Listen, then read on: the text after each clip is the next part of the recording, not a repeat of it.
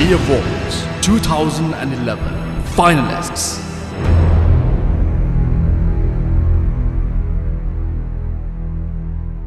Autism කියන්නේ ස්නායු වර්තන ගැටලුවක්කාරයි. ඒ කියන්නේ මේ ළමයාලා ස්නායු වලින් එන ප්‍රශ්න නිසා මේ ළමයාලා එනවා. ඒ වුණාට මේ ළමයාලා බලපු ගමන් මේ ළමයාලා autism කියලා කියන්න බෑ. මේ ළමයාලට අපි බේත් කරනවා. බේත් කරන්නේ කියන්නේ බේත් මෙඩිසින් මොකුත් දෙන්නේ නැහැ. ඉන්ටර්නලි මෙඩිසින් මොකුත් දෙන්නේ නැහැ. බේත් මොකුත් දෙන්නේ නැහැ. ඒ වුණාට මේ ළමයාට තෙරපි සිස්ටම්ස් ගොඩක් තියෙනවා.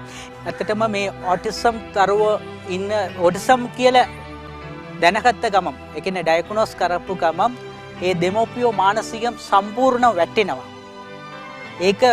ඒක තමයි ඒ දෙමෝපියෝ ඒකේ හේතුව. ඒගොල්ලෝ ගොඩක් මානසික වැටෙන හේතුව මේ autism කියනකොට ගොඩක් ලොකුවට ඒගොල්ලෝ හිතනවා.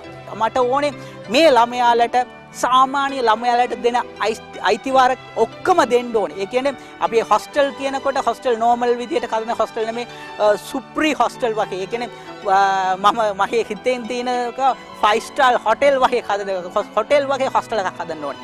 මේ ළමයාට සම්පූර්ණ අයිතිවාසිකමක්. ඒ කියන්නේ ස්විමින් pool ඉඳලා ඔක්කොම ඒ කියන්නේ ඉන්ඩෝර් ගේම්, අවුට්ඩෝර් ගේම්, ග්‍රවුන්ඩ් එකක් තියෙන්න ඕනේ, සෙල්ලම් කරන්න ඕනේ.